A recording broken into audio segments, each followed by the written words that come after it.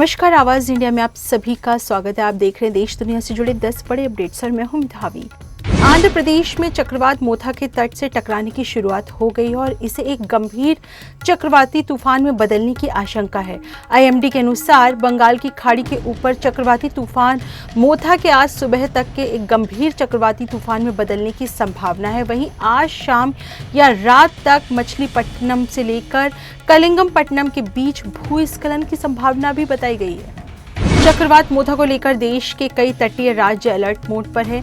सोमवार को यह चक्रवात आंध्र प्रदेश में प्रवेश कर गया। फिलहाल आंध्र प्रदेश के तटीय जिलों में बारिश और तेज हवाएं चल रही हैं। इस बीच बीजेपी के राष्ट्रीय अध्यक्ष जेपी नड्डा ने चक्रवात मोथा को देखते हुए तटीय राज्यों में पार्टी कार्यकर्ताओं को पूरे समर्पण के साथ राहत और सहायता कार्यों में जुटने की अपील की है। दिल्ली एनसीआर में सोमवार की सुबह से ही आसमान में बादल छाए रहे। मौसम विभाग ने दिल्ली एनसीआर में बारिश होने की संभावना जताई है। बारिश से वायु प्रदूषण दूर होने की संभावना है।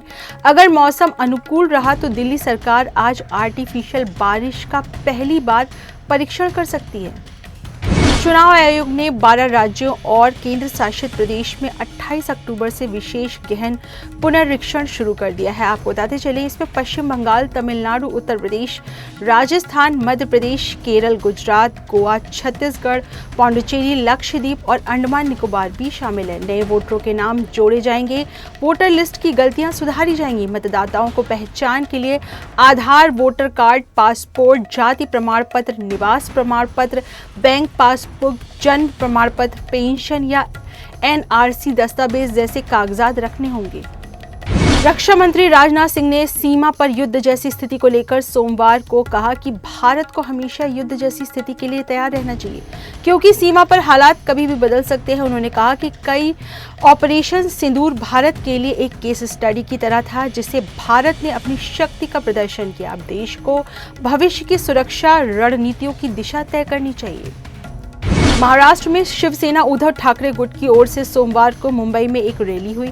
इस रैली में पार्टी के मुखिया और महाराष्ट्र के पूर्व सीएम उद्धव ठाकरे ने बीजेपी पर कड़ा हमला बोला और साथ ही साथ उन्होंने चुनाव आयोग को भी कड़ी फटकार लगाई। उद्धव ने कहा कि अगर आप तानाशाही नहीं चाहते हैं तो यही समय है कि मैं चुनाव आयोग से फिर से कहता हूं कि आप गलतियां सुधारें, बिना चुनाव नहीं करा पाएंगे।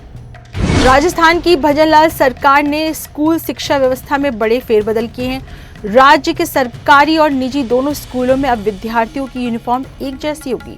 नई ड्रेस में टाई शामिल नहीं की जाएगी। प्रदेश के शिक्षा मंत्री मदन दिलावर ने कहा कि सरकारी और प्राइवेट स्कूलों की एक जैसी ही ड्रेस होगी। इसके साथ उन्होंने ये भी कहा कि स्कूल स्टाफ को आईडी कार्ड भी मिलेगा ताकि उनकी पहचान हो सके। केंद्र सरकार अगले हफ्ते 8वें वेतन आयोग का गठन कर सकती है। ये कदम बिहार विधानसभा चुनाव से ठीक पहले और कैबिनेट की मंजूरी के बाद लगभग 10 महीने बाद उठाया जा रहा है। ये आयोग केंद्रीय कर्मचारियों और पेंशन भोगियों यानी तकरीबन 1 करोड़ 18 लाख लोगों के लिए नए वेतन और पेंशन नियम तय करने की सिफारिश करेगा। बीसीसीआई से जुड़े सूत्रों का कहना है कि भारतीय वनडे उपकप्तान श्रेयस अय्यर को आईसीयू से बाहर निकाल दिया गया और सिडनी के एक अस्पताल में उनकी हालत वो काफी गंभीर बनी हुई है। उगते सूर्य को अर्घ देने के साथ छठ महापर्व का समापन हुआ है। दिल्ली, मुंबई से लेकर पटना तक के घाटों पर बड़ी रौनक दिख रही है। देश भर में लोक आस्था का पर्व छठ पूजा उत्साह और श्रद्धा के साथ मनाया गया। बिहार, झारखंड, उत्तर प्रदेश समेत दिल्ली के घाटों पर भक्तों की भारी भीड़ उमड़ी। आज आवाज इंडिया में देश दुनिया से जुड़े बड़े अपडेट्स में इतना ही। एक बार फिर हाजिर होंगे बड़ी खबरों के साथ।